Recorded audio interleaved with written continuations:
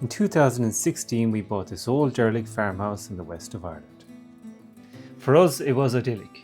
We had a lot of space that we could grow vegetables on, plant some trees, even have a few animals, a nice big yard for our young kids to play around on, and the house itself had a charm that we really liked, that we thought we could renovate and restore to be something really special. But it needed a lot of work.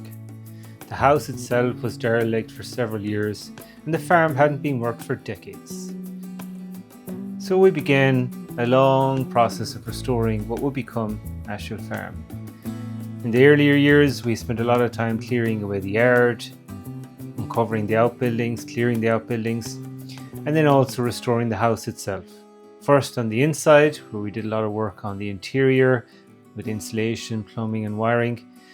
And then when money was available, we extended the house a little bit to add a back kitchen and a bedroom, re-roofed the house to where it is today, which is a lovely family home. With the house complete, we're able to turn our attention to a project that we're really looking forward to, which was restoring some of these really old outbuildings that exist on the farm. These old stone buildings were probably more recently used for livestock and animal feed, but originally date back to famine times where they would have been old family dwellings. And so with that in mind, we wanted to somehow preserve the buildings, but turn them into something that could be more useful for us as a family. And with no experience restoring an old building like this with lime mortar and old traditional methods, we said we'd start with the smaller of the two buildings and turn it into an outdoor kitchen.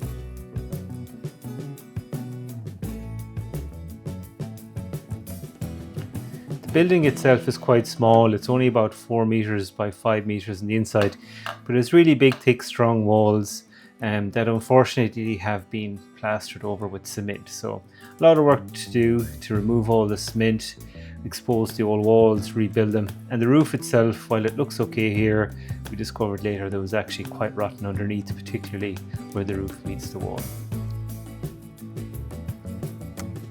So we began by taking down the nearest gable to the house, which had actually been rebuilt in the past and from halfway up was quite unstable, but also allowed us for a little bit better access, as the only other access to the building was a small little door on the far side which wasn't really usable. With the gable in removed, it allowed us to move ahead with the next painstaking job, which was removing all the old farm dirt and lime wash to expose the natural stone walls. Before we built up the gables again, it was important that we stabilised the old wall, so we put in a pretty deep concrete footing each side, left and right, and give us some stable ground that we could then go ahead and build on.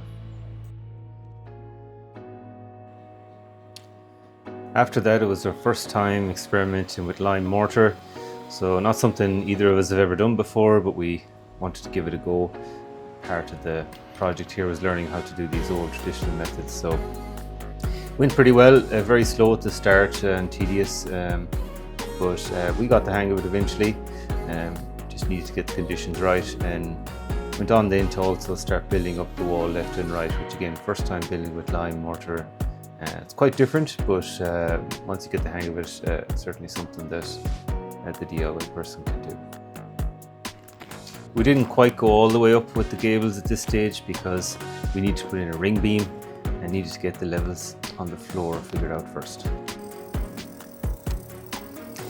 But before we could take the roof off and create the ring beam, we had to make sure the walls are stable, and that required many weeks of taking out old concrete and slowly pointing all the old stone with new lime mortar.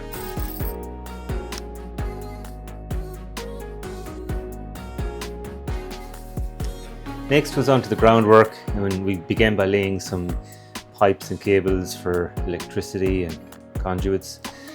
And then we leveled off the whole area and brought up the level inside the building, which was quite low.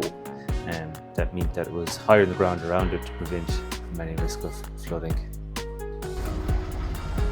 After that, we moved on to adding in some hardcore and some finer sand, because we decided to put in some paving here that you'll see in a second. So a little bit of time making sure that we had everything level, made sure everything was compacted down really well before the paving went down as well. And we put the paving down on a dry bed of sand and cement.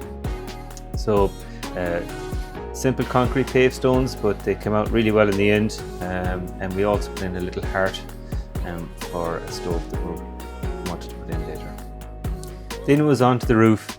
And the sheets themselves weren't in great condition. The camera probably does them more justice here than they deserve. But the biggest issue was the frame underneath, which had gotten really rotten right down where the frame touches the old stone wall. So this had to come off. There was no way of salvaging it, unfortunately. So we took the entire frame off. Had to take quite a bit of rubble off the end. There was a lot of dirt and rotten wood in it to give us a base. And then from that we were able to add in some shuttering to enable us to put in a nice big concrete beam with some steel in it. That gave us a nice level, also helped us square up the walls, which were not exactly square, which was important for the roof that we're going to put on later. So did that both left and right and give us a good solid base to work from. The concrete beam also adds a lot of strength to the top of the wall and doubles as the main anchor point that will connect the roof to the wall. And then it was on to building the frame of the roof. Not something we'd done before, but we wanted to give it a go. And we started off by putting on some big wooden wall plates with some damp-proof course underneath, and we connected those to the concrete ring beam with steel bolts.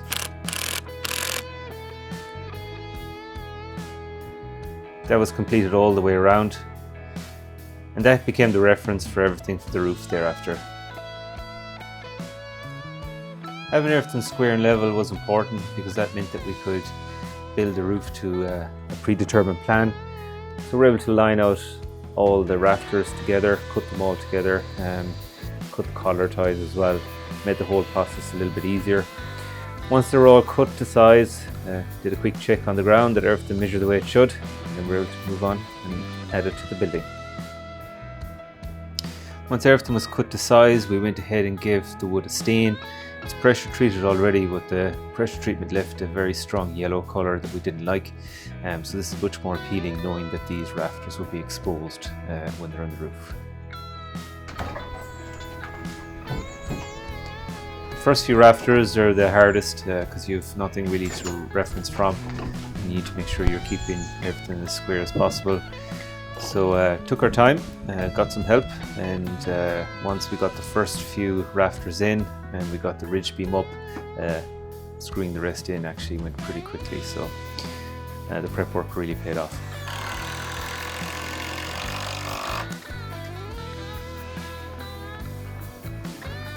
Once the frame was complete, we went on and added wooden battens, which would act as the main anchor points for the corrugated steel sheeting.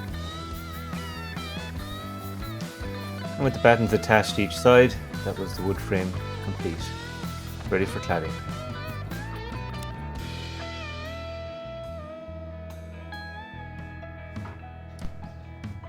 We decided to go with anthracite grey corrugated roofing, primarily because that's what's on other buildings in the farm and we wanted to keep the same style, same colour.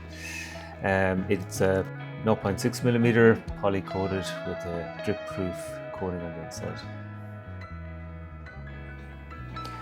The sheeting went on really well. We had no major issues. We just had to make sure we had the overhang correct for the guttering. Added advantage of the drip proof coating is it's quite bright on the inside, but overall it came out really well. And then the last job on the roof itself was to add the flashings and the guttering.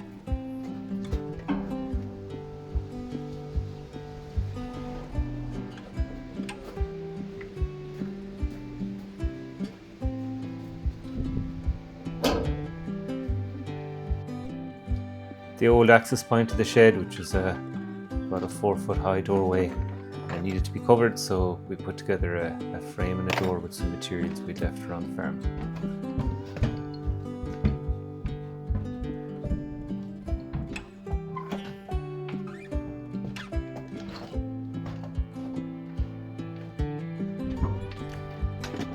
Next up we had to do the fascia and soffit, and this was a really tricky job. The soffit had to be scribed to match the undulations in the old stone wall, and that was really tricky.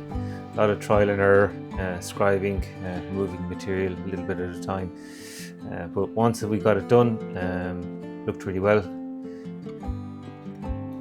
We went ahead then and gave it a little sand, and we coated it anthracite grey so that it would match the roof. With all the building work complete, it was time to switch our attention to the interior. And first up was the wood burning stove. We picked this up second hand for a really good price. We just had to install it and also install some stovepipe and put it through the roof.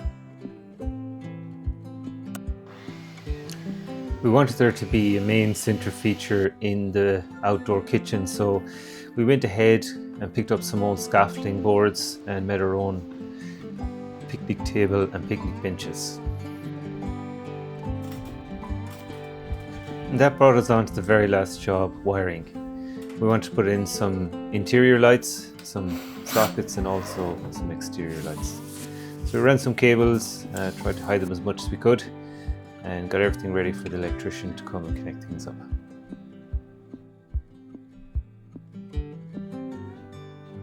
That was it. 12 long months of work.